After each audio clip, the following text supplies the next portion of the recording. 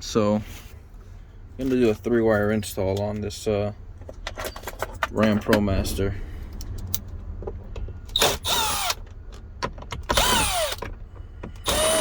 Shouldn't take too long. There's a plug here on the left. Oh, I'm sorry, it's on the right. So a plug here on the right of this large plug. It's a black plug with a blue retainer.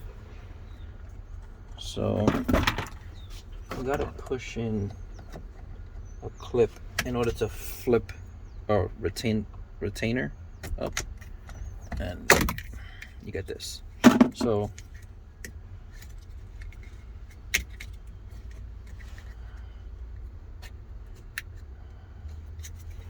this is the part that flips upward.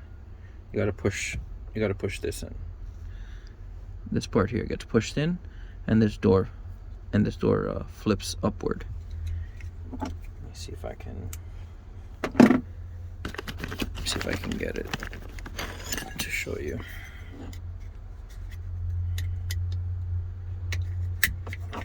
So when it's plugged in, it looks like this.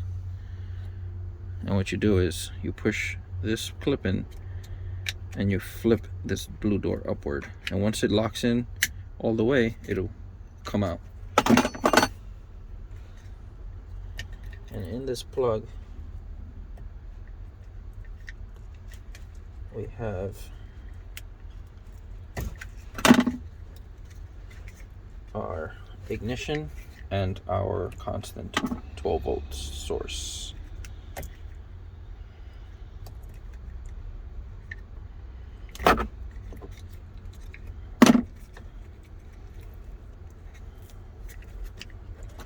I like to cut away at it. You could use a knife, but just remember, if you use a knife, you run the risk of having the blade touch 2 wires at the same time. So I just take my time and do away with this awesome Tessa tape that factories use.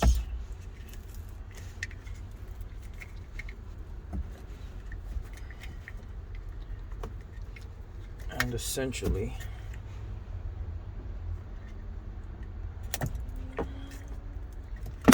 awesome. I want to get to this harness. Now, me being me, although I know what wires it is, I like to confirm anyway out of habit. So I'm actually gonna remove the housing. So I took this piece off. This clip here and this clip here, you just want to push them. You want to basically push them aside with a clip, with a pick, and the clip will slide out. So you'll be left with this. Now you want to make sure the orientation didn't change. So I know for a fact this goes in, this gets plugged in like this. So if I plug this in right now, I know that it's not upside down. As you can tell, the plug is rectangular, and it could be plugged upside down by accident if you aren't paying attention. But luckily the harness is pre-bent. You can tell the plug just goes in this way. So I'm just gonna put it back in there like that, in order for me to test and confirm that my assumptions on which wire it is in fact correct.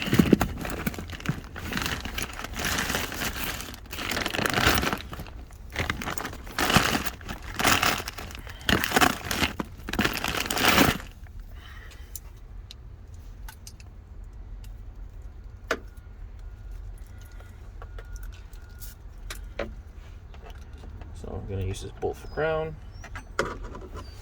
and here's our 12-volt constant, which is the red wire, as I assumed.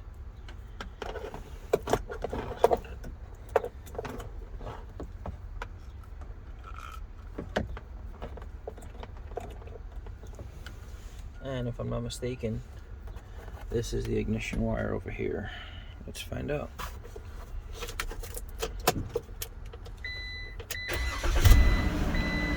Yep, ignition.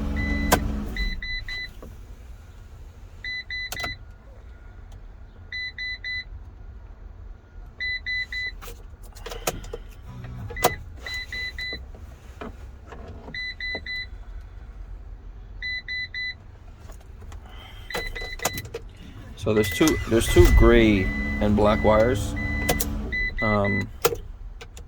Only one of them is ignition, which it is.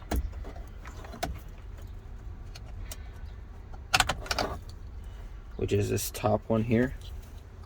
This is ignition, not this one on the side here. So this red wire is constant, this gray one is ignition. So let's get that done.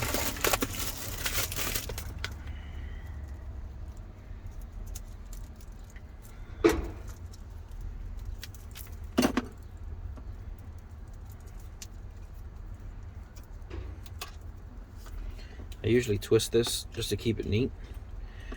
Some guys use a drill. I don't like to use a drill because it puts tension on the ends, and you know, if you spin them too tightly with the drill, then you'll break the wire.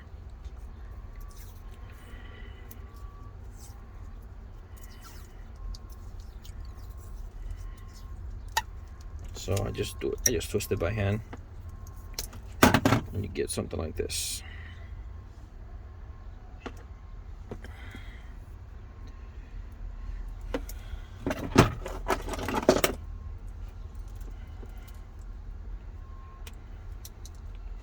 So power and ground is stripped. Always twist the ends.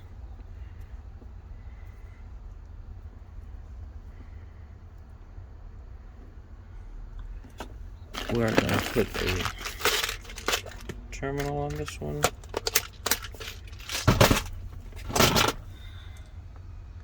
Going to make sure you crimp this properly. There's a fold in the center that you don't want to crimp on, because the terminal will spread. You want to get it on the side so that it actually crimps onto the wire. So see, that's not going anywhere. Now our connections.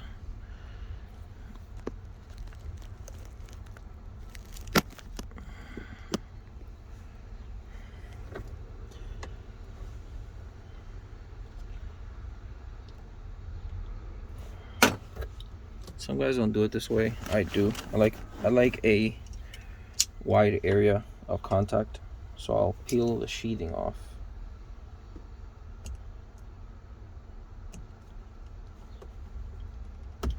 Yeah, you should cut away from yourself, not toward yourself, but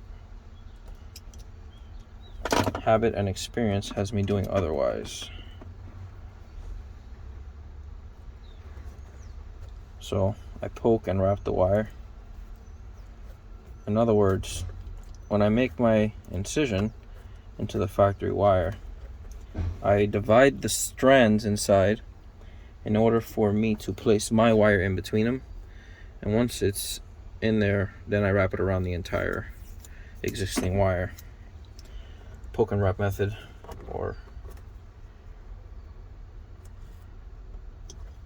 and then I start taping beyond the point of contact for the wire, and I do pull the tape a little bit just to get tension on it so the tape isn't loose.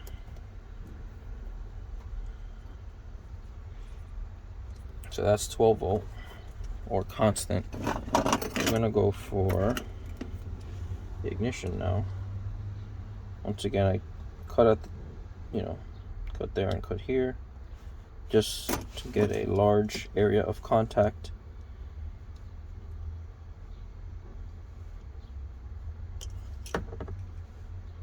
And I peel off the sheathing.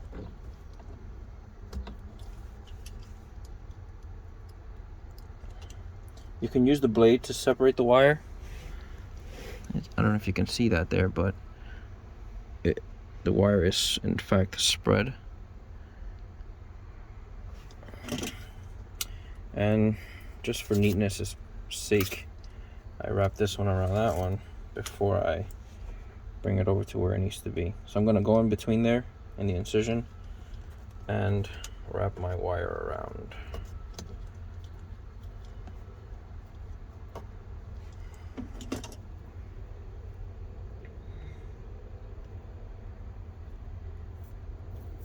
If the length of wire that you are exposing on your device is a little long, when you're wrapping it around, you might want to be careful not to touch any surrounding metal.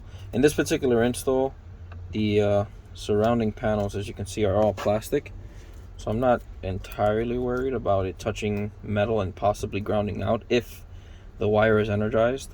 Not on the ignition, but because the key's not in the ignition position, but more so for the constant, the 12 volt, because you don't want to ground that out by accident. Now, out of habit, I mean, this is fairly firmly taped. It's pretty firm. Now, out of habit, what I do is, in reality, you should check and make sure that you've in fact got the right stuff. I mean, I'm pretty confident about my install. So what I actually do is I like to tape over it just to make sure that no wire gets pulled or tugged or accidentally untaped for any reason by anyone other than myself, so that I don't get any phone calls about possibly loose wires or bad contacts or anything like that.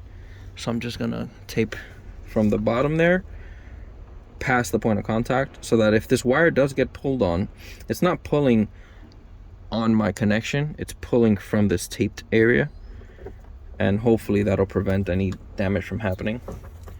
I also still pull on this tape as I'm wrapping for tension. Just makes it look neat. Also helps the tape last on there so that it doesn't grow loose over time and possibly, you know, come off. It's just neater. It's better, in my opinion. And then we're gonna slide this back on. So you can tell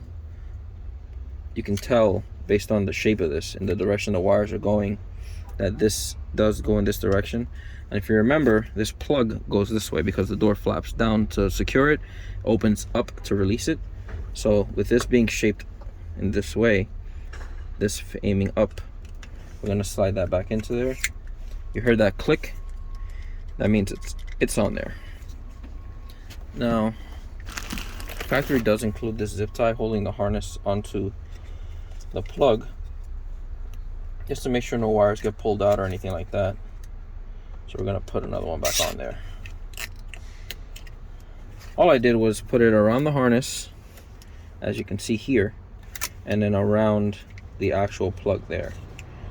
I'm gonna use our flush cutters to remove these, to remove the end on the zip tie. And as you can tell, those zip ties are cutting me if I put my hand back in there for some reason. And then once you put it back in there, let's just show you guys. I'm gonna put it back in there, flip this door down, and it's secured. That's in there. I'm gonna show you guys where I prefer to ground it. I'm a fan of using factory bolts instead of adding self taps all over the place for grounds. One self tap is fine, but once you got 3 guys all putting their accessories in there, it just looks like a mess. So I take this 10 bolt out of there, and what I do is I push this wire up behind here in order for it to be directly on the metal. Now, you shouldn't ground under or over plastic, but there's actually a metal ring around here to prevent the plastic from getting crushed. We're going to use that to our advantage and crush our ground instead.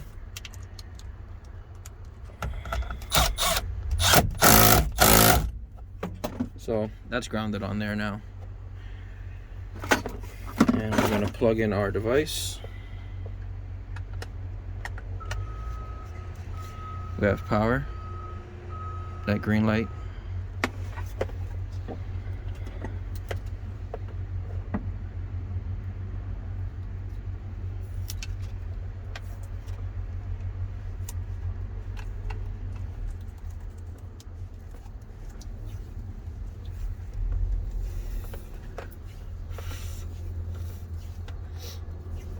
Now what I'm pretty much doing off camera here is that I am taping up the unused wires so that they don't make contact with anything in the dash.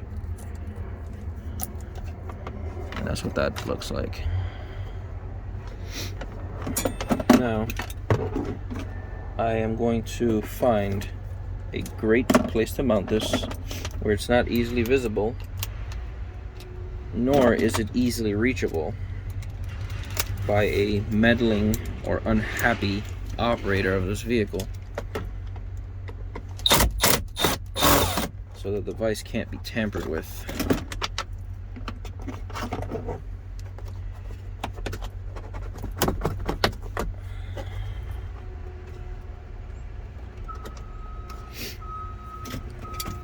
So there's one screw here and there's one screw on the side here.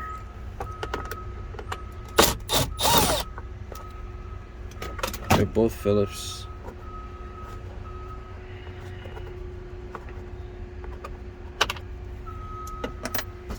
This panel comes out. There is one Phillip right here.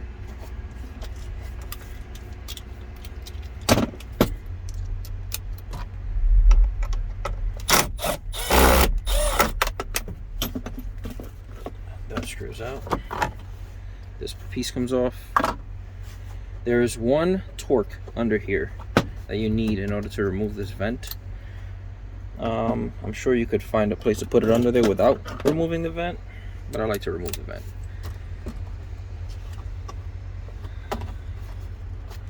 Let's actually use my extension.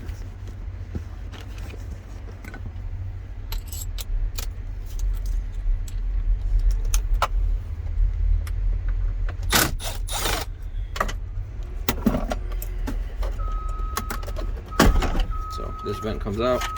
That is the screw hole on the bottom of the vent.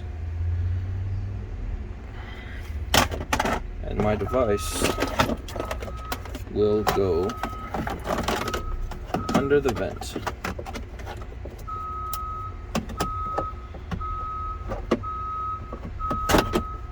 Now the reason why I chose under the vent is because there is no metal above it. There's no metal above it, which means the device has a clear line of sight up for satellite.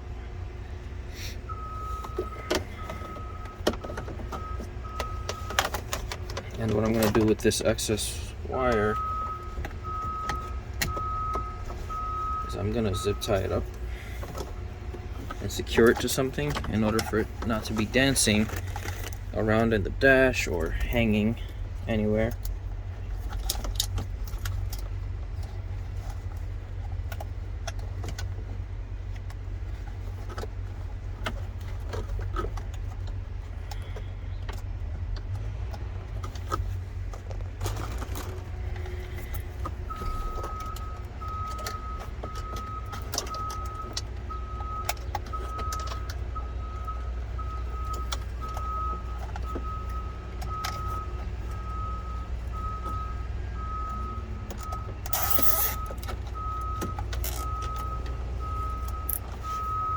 Once again, we're going to use our flush cutters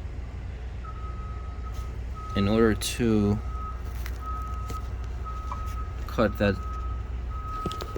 tail and zip tie, so that if anybody goes under there, they're not cutting their hands. So zip tie is cut nice and smooth. Now we can put our vent back.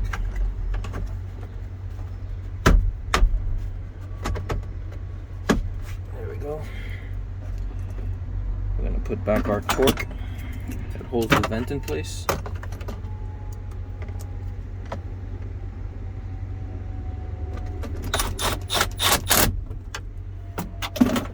We're going to put back this panel.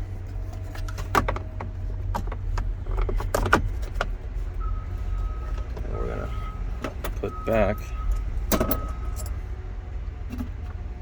the screw on the bottom right hand corner.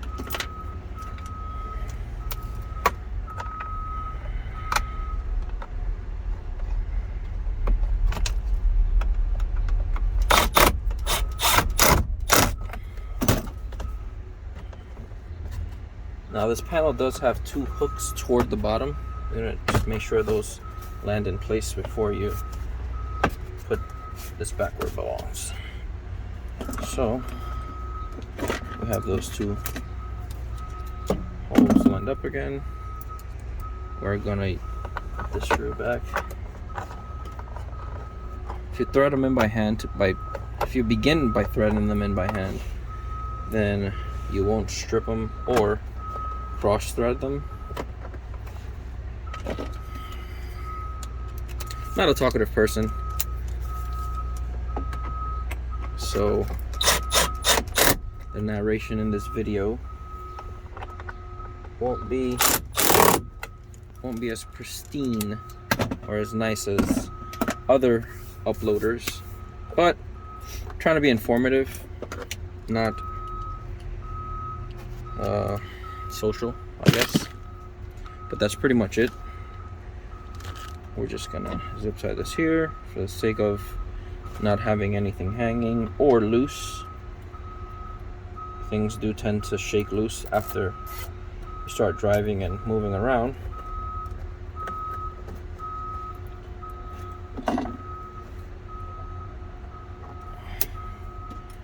That is pretty much it. Gonna turn the vehicle on so the device begins to communicate.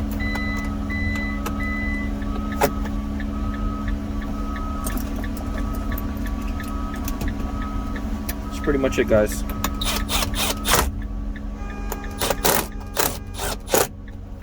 That is pretty much it.